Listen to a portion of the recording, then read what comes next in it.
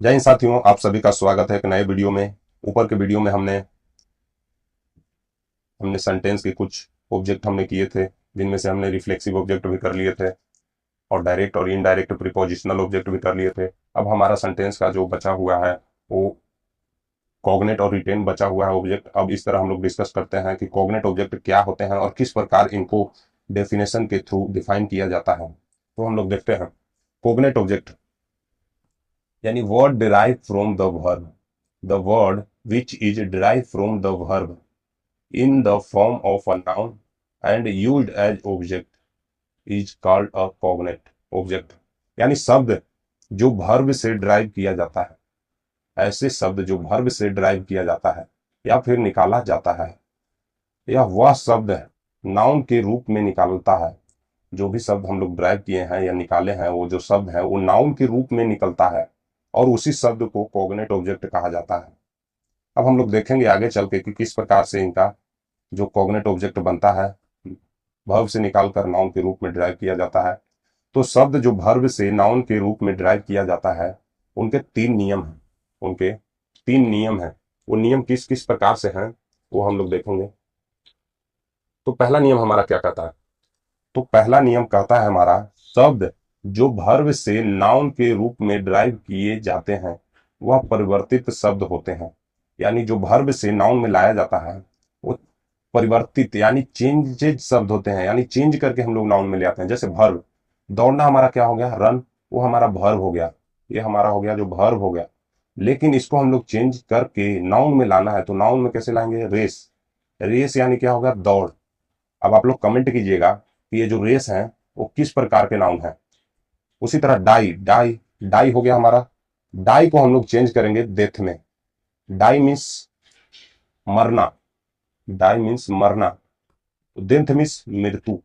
तो इस ये हमारा नाउन में कन्वर्ट हो गए। तो आप लोग कमेंट कीजिए ये दोनों हैं जो वो किस प्रकार के नाउन हैं, क्योंकि नाउन के चैप्टर में मैंने बहुत अच्छे तरीके से बताया था कि रेस और डेथ हैं जो किस प्रकार के नाउन हैं।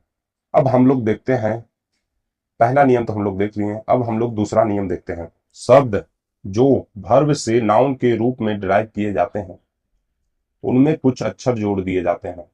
जैसे वर्ब हमारा क्या हो गया? वर्ब हमारा लाफ हो गया यानी हंसना, तो उसमें टी आर जोड़ दिए तो क्या बन गया? लाफ्टर यानी हंसी।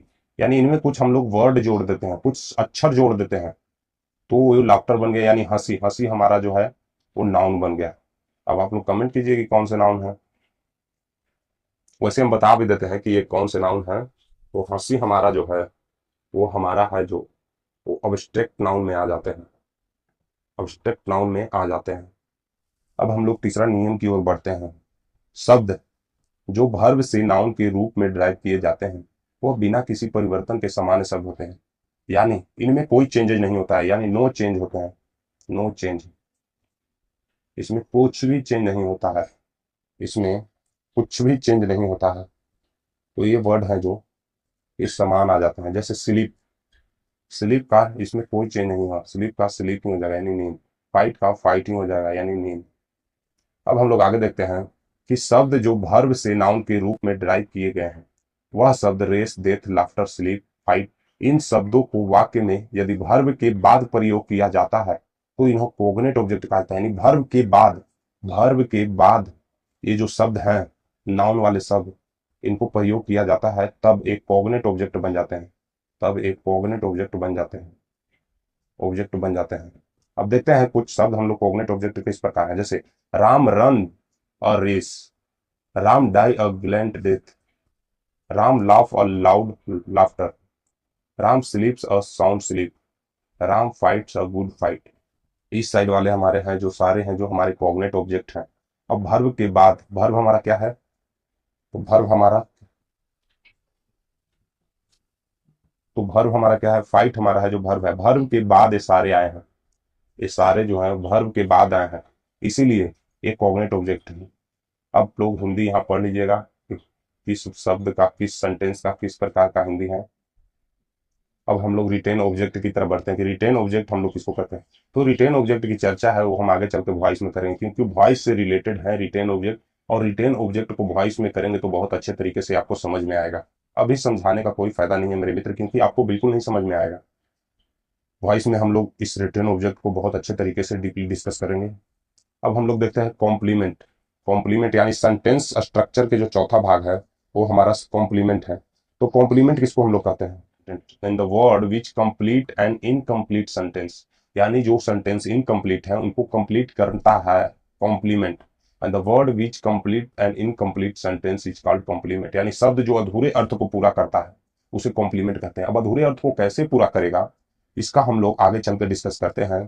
तो यदि एक छोटा से छोटा वाक्य बनाना है, अगर हम लोग को छोटा से एक छोटा वाक्य भी बनाना है तो उसमें एक डूअर और एक्शन लेकर वाक्य बनाया जा सकता है।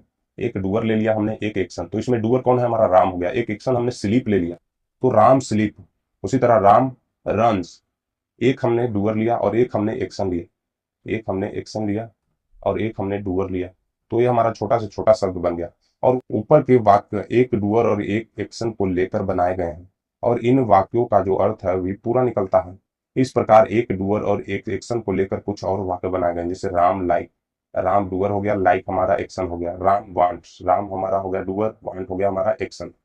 ऊपर के वाक्यों में भी डूअर है और एक्शन भी है, फिर भी दोनों वाक्यों का अर्थ अधूरा सा लग रहा है। यदि इन वाक्यों के अंत में एक एक शब्द जोड़ दिया जाए, तो कौन से शब्द जोड़ दिया जाए तो देखते हैं, तो इन वाक्यों का अर्थ भी पूरा निकलेगा। जैसे राम लाइक्स है, तो यहां हमने ए मैंगो जोड़ दिया। उसी तरह राम वांट्स था, तो एक पेन हमने जोड़ दिया। तो Ram likes a mango, Ram wants a pen. ऊपर के अधूरे अर्थ को मैंगो और पेन ने पूरा किया है, इसलिए मैंगो और पेन को कॉम्प्लीमेंट कहा गया है, इसलिए इनको कॉम्प्लीमेंट कहा गया है। अब वाक्य हमारा पूरा यहां से नजर आ रहा है कि राम किसको पसंद करता है, तो राम है जो एक मैंगो यानी एक आम को पसंद करता है। राम वांट्स यानी राम क्या चाहता है, तो राम एक पेन चाहता है।